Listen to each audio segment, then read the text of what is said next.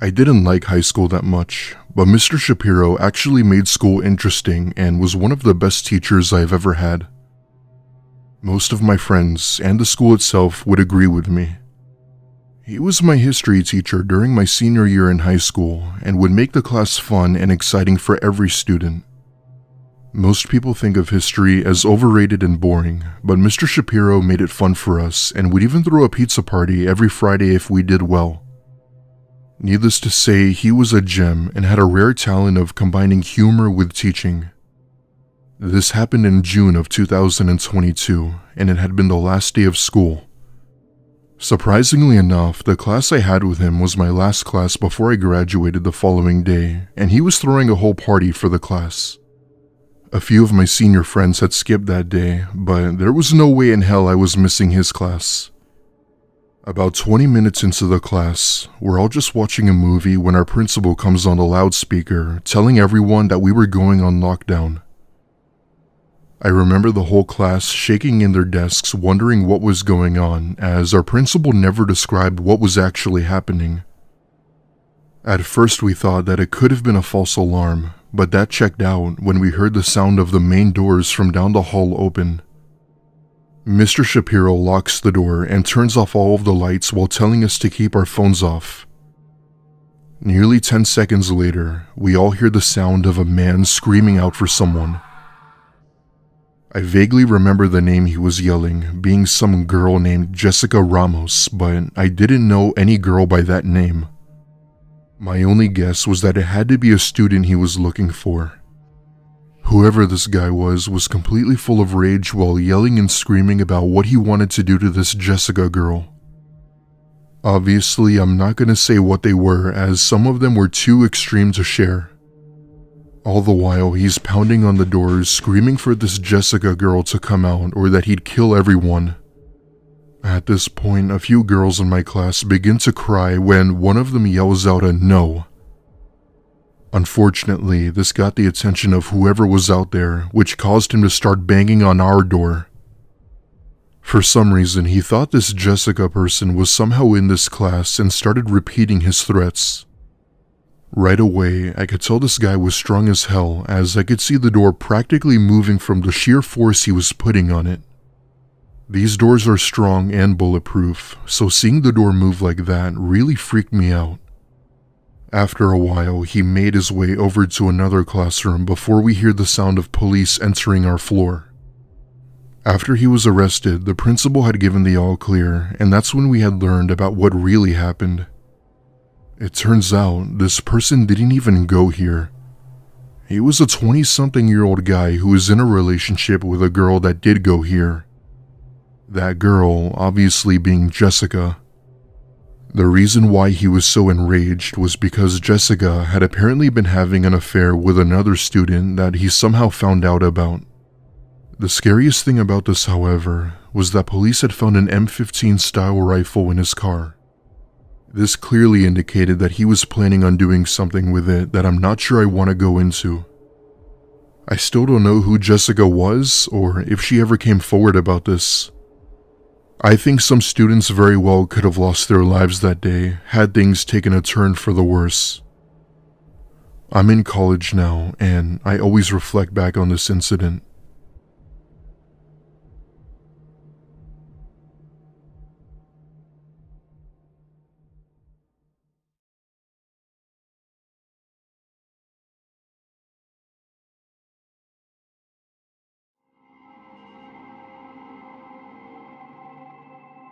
My name is Jason, and this happened when I was 16 and a sophomore in high school.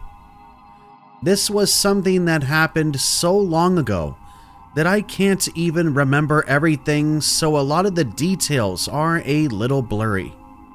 I'll try my best to add as much detail as possible, but needless to say, this was absolutely horrifying. For context, this took place in the early to mid 2000s. I can't remember the exact year, but let's just say 2007. I'm not a huge guy. I stand 6'1" and weighed about 200 pounds, and participated in the All-Stars basketball league at my school. This isn't that important to the story, but I like to add it as that's what my hobby was. Anyways, this incident just so happened to fall on the last day of school, and summer would finally be upon us. If I could remember correctly, this happened during my 6th period class, which was chemistry. It was not at all an easy class, so our teacher, Mr. Smith, had let the class have a free time for the rest of the period until dismissal, which removed a lot of stress on us kids. I remember the class was watching a movie when I had asked my teacher if I could use the restroom. Being the kind and respected guy he was, he said yes and gave me the hall pass to go. The restroom near our class had been closed for deep cleaning, so that meant I had to use the other bathroom, which was a little bit further away and sort of near the outside of the school. Now, when going to this particular bathroom, you had to briefly step outside to take a left around the building to go in. It made no sense as to why there wouldn't just be another indoor bathroom, but at the same time, it was no big deal. When you go outside, there's a small parking lot for faculty, and beyond that is a wooden area surrounded by a fence, which you could clearly see most of. As I open the doors to go outside, I'm looking out at that wooded area and see something I never expected. About maybe 10 or so feet behind the fence are these 2 men that appeared to be digging up something in the ground. Normally, I would have just thought nothing of it, but these people didn't look like students of any kind. I watched these people dig for what seemed like a few minutes, and see one of them grab a miniature-sized container and proceed to dump the contents down the hole. Whatever it was had been wrapped in plastic trash bags, so I couldn't tell exactly what it was.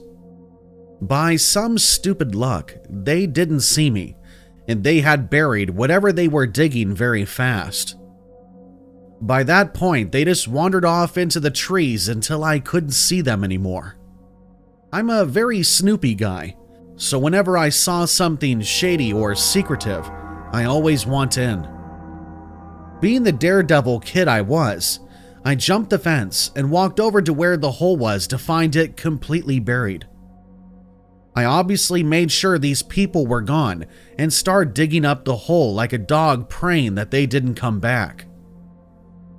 After a good minute of digging, I finally feel the trash bag when a putrid smell instantly hits me like a brick to the point where I nearly threw up. Putrid is not enough to describe what I had smelled. It was beyond foul or anything close to that. I didn't even bother covering it back up. I just jumped over the fence and practically ran back to my classroom, trying not to cause a scene. However, even trying my best at hiding the obvious tears rolling from my eyes, several students still knew something was wrong. It came to the point where my teacher even said something, but I played it off that I had gotten the news that my grandma had been sick. Obviously, this was a total lie, as I definitely wasn't going to explain the real reason. After some time, the class had ended with everyone signing each other's yearbooks and wishing everyone a good summer. Right then, I had gathered up the courage to go to my teacher privately and tell him what I had seen and what I thought could be in those bags. He made sure I was telling him the absolute truth and that I wasn't lying, to which I said yes. After class was over, I led him outside to where I saw the 2 men, and he immediately called the main office. This ultimately got the attention of the principal and the police, which of course came to the scene. Within an hour, the scene had become so intense that police had put out a police line to prevent eager students from entering the area. Police desperately tried to ask me what those 2 men looked like, but I said that I didn't get a good look as they were too far away. I also got scolded for leaving school grounds, but in the end, they thanked me for reporting it. For some reason, the police nor the school would reveal any information on what they found to my parents or I. In fact, they were so secretive with whatever they had found that detectives actually told police that even they couldn't see it. Whatever it was, I do know is that whatever it was had to be contained something toxic, as I had seen several people in hazmat suits carrying the bags to some police unit.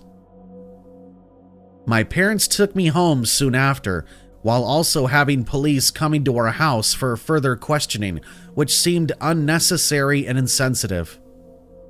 However, I knew that they were only doing their job, and I'm sure they've been through this type of thing all too often. To this day, I still don't know what the police had found in those trash bags. I don't know if there was a body, some dead deceased animal, murder weapons, or perhaps something more sinister that they didn't want to get out to the public. That's just a theory, however, and I don't want to make any assumptions. I've spoken about my story to many people and even posted it on Reddit a few years ago. There were several theories of what people thought it could have been. Many have theorized that it may have been a body, and that a serial killer had been loose, while others had thought it was a homicide. Hell, there was even one Reddit user who brought up the possibility of a ritual, and that the two men that I had seen were members of some satanic cult in my town. I'd say you can't make this stuff up, but clearly you can. A month after I made the post, it had suddenly gotten taken down for no apparent reason, which only added more suspicion. The leading theory was that it was a dead body, but I don't know for sure. Needless to say, this was the strangest and most terrified I'd ever been in my whole life.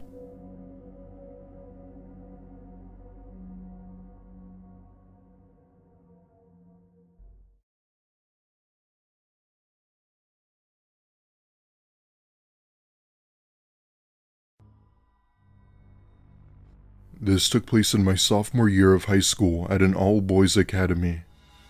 It was mainly a school for people who wanted to get jobs that had to do with tech or major appliances. It was not at all a big or a public school. It was a private school tucked away in the suburbs of northern Montana. During my time there, I had made several friends and actually learned something I enjoyed. The teachers there, however, weren't the best at their job. They taught well, but got easily annoyed when a student would go up to them for help or had a question. In other words, it wasn't like those stereotypical classrooms you'd see in shows where help was available whenever you needed it. In this school, you either went hard or went home. There was no in between. One day, my friend, who I'll call Jordan, had texted me before lunch telling me that he had found a new spot to hang out. This immediately got my attention, as whenever he was interested in something, it meant business. During that day at lunch, he had brought me over to this spot he was telling me about, which was in this wooded area right behind the school. Our school was located near this local park where people would commonly go hiking in. It was also a spot for students to go and smoke during lunch, and even though it wasn't allowed, it wasn't enforced. The spot Jordan was talking about was this little area by a pond under some trees. We of course start smoking and laughing our asses off to funny videos only high schoolers would find funny.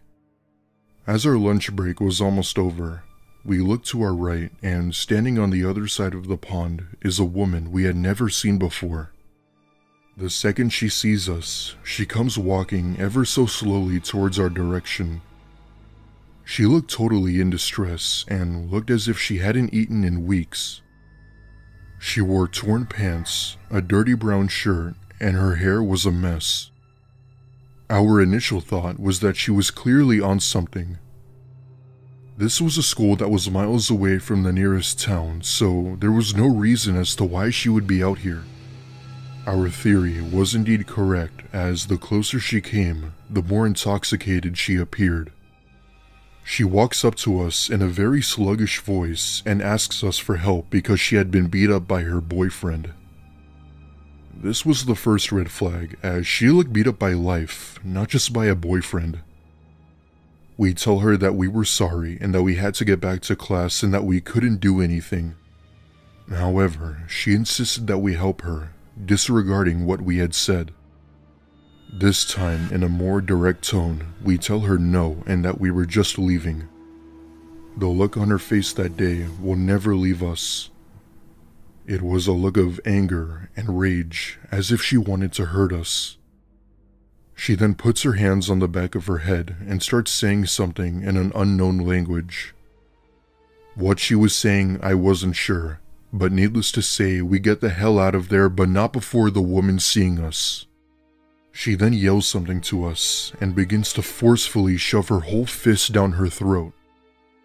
This resulted in her puking all over the ground while crying her eyes out, still begging for help. Jordan and I instantly run back to the school where we knew we weren't being followed. When we get inside, we go to the main office and tell them about the woman in the back. Later that day, I remember seeing a police car and a white transportation van at the front of our school. As it turns out, she had escaped from a mental institution and had been off her medication for weeks. What her intentions were, we have no idea, but we were 90% sure they weren't good.